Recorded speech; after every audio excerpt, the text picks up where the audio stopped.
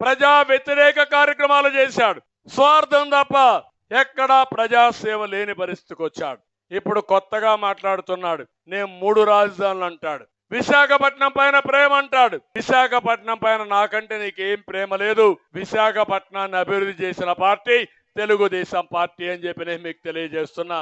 విశాఖపట్నంలో ఆస్తుల మధ్య ప్రేమ. నేను ఎప్పుడో 2003లో రామానాయుడు స్టూడియో వస్తే హైదరాబాద్ మారిగా విశాఖపట్నంలో కూడా షూటింగ్ జరుగుతుంది, ఇక్కడ అభివృద్ధి అవుతుందని 35 ఎకరాలు ఇచ్చాను. అక్కడి నుంచి కొన్ని ఫ్లోర్లు వాళ్ళు కట్టుకున్నారు. ఇతను వచ్చి దాంట్లో వాటా అడిగాడు.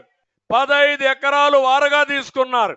పర్మిషన్ ఇచ్చి లేఅవుట్ వేశారు. లేఅవుట్ వేస్తే నేను సుప్రీంకోర్టు పోతే సుప్రీంకోర్టు చాలా స్పష్టంగా చెప్పి ఇది తప్పు, మీరు కూడా కౌంటర్ ఫైల్ చేయండి, ఇది ఇవ్వడానికి వీలు లేదని స్టే ఇచ్చారు.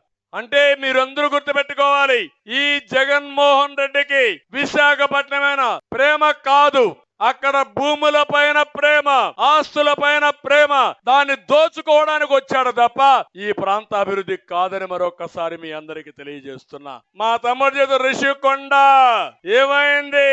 బోడిగుండు, అవునా కాదా? రేపు ఇక్కడికి వచ్చాడంటే అరకులో ఏ కొండ ఉండదు, ఇంకా అన్నిటికీ గుండు కొట్టేస్తారు. అదే జరుగుతా ఉంది. అక్కడ లేటరైట్, అక్కడ కేజీఎఫ్ మరి తయారు చేశాడు, KGF 3. ఎక్కడికి పోతున్నాడో నాకైతే అర్థం కావడం లేదు. ఇలాంటి చేస్తే ఈ రోజు విశాఖపట్నం కూడా ప్రజలు భయపడిపోయే పరిస్థితికి వచ్చారు.